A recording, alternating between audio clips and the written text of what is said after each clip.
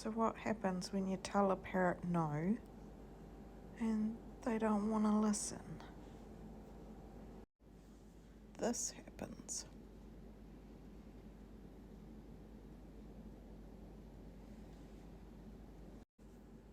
I forgive you.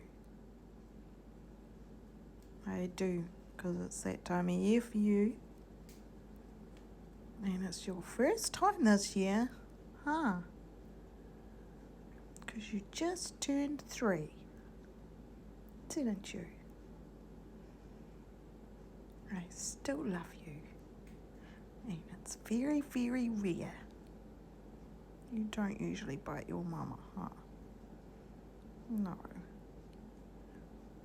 Let alone come flying at my face to do it. Cheeky monkey. Love you, baby.